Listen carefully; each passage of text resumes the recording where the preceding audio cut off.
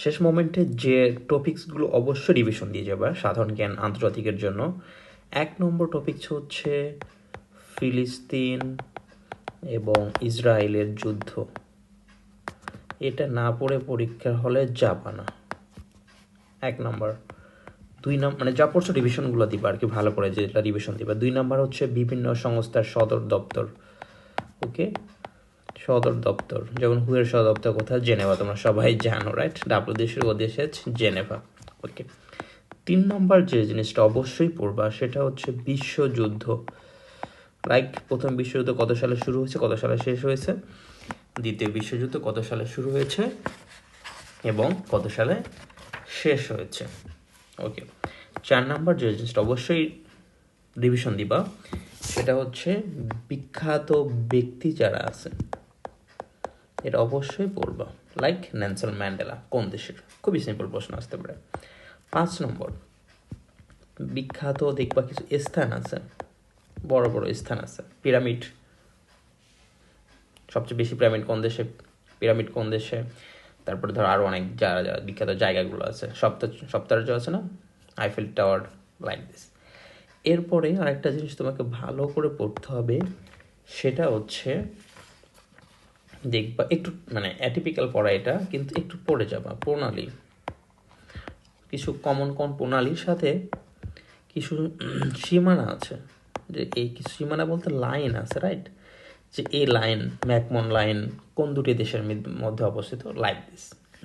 ওকে, প্রণালী, সীমানা, সীমানা বলতে প্রণালী এবং বিভিন্ন লাইন। ওকে। এছাড়া আরেকটা জিনিস একটু পড়বা, সেটা হচ্ছে একটু মহাদেশগুলো তো জানোই, এবং সাগর যেগুলো আছে, স্পেশালি পানামা খালটা পড়বা, পানামা খাল। ওকে। আর সাগর, মহাসাগরগুলো একটু দেখে নিবা। এইগুলো হচ্ছে তোমার খুবই ইম্পর্টেন্ট, মানে সবচেয়ে যেগুলো তোমার অবশ্যই অবশ্যই রিভিশন দিয়ে যাবা। যেগুলো রিভিশন না দিয়ে গেলে কি হবে? ভয়ানক অপরাধ হবে। ওকে, এগুলো তো পড়বা, পাশাপাশি স্পেশাল কিছু জিনিস একটু দেখে নিবা। সেটা হচ্ছে জলবায়ু পরিবর্তন নিয়ে কিন্তু অনেক আলোচনা হচ্ছে এখন। সো এই যে সিওপি কপ, এই কপ নিয়ে সম্মেলন হচ্ছে, এই সম্মেলনগুলো কততম সম্মেলন হয়েছে, কোন দেশে হয়েছে, এটা একটু ভালো করে পড়বা অবশ্যই, প্লিজ। সিওপি এটা অবশ্যই পড়বা।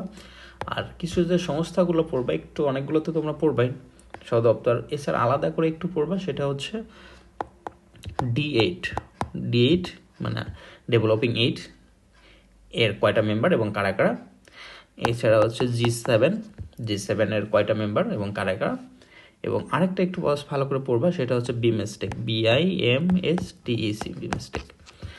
এগুলো আর সার্ক তো তোমরা জানোই, সার্ক বাংলাদেশ এটা হলো উদ্যোক্তা, এগুলো একটু ভালো করে দেখে নিবা। তোমাদের উদ্যোক্তা কে ছিল? জিয়াউর রহমান। ওকে, অবশ্যই একটু দেখে নিবা ভালো করে। এই হলো মোটামুটি যে টপিকগুলো তুমি অবশ্যই রিভিশন দিয়ে যাবা।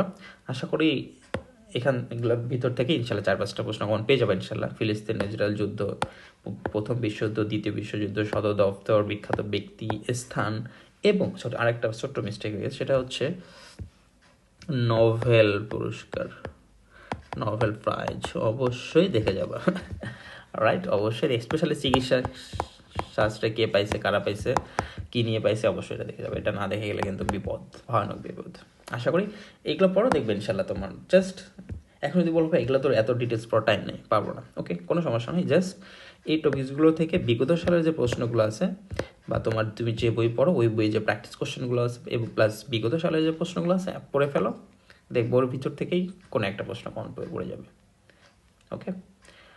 আর এছাড়াও যদি আরেকটা জিনিস আমার বলতে ইচ্ছা করতেছে, চলে আসতে পারে, সেটা হচ্ছে এই যে মার্কিন ইউএসের ইলেকশন হলো না, ইউএসের ইলেকশন হয়েছে, ইলেকশন নিয়ে একটু পড়ো, হ্যাঁ, বলা যায় না, চলে আসতে পারে কিন্তু ইউএস এখানে। ওকে, ইউএসের ইলেকশন নিয়ে একটু পড়বা, কত তারিখে হয়েছে, কতটা আসন আছে, সিনেটে কয়টা আসন, এখানে কয়টা আসন, কে জয় হয়েছে, কততম প্রেসিডেন্ট হয়েছে বাইডেন, এইগুলো একটু নিয়ে পড়বা ভালো করে। সরি, বাইডেন না, ট্রাম্প কততম হবে প্রেসিডেন্ট?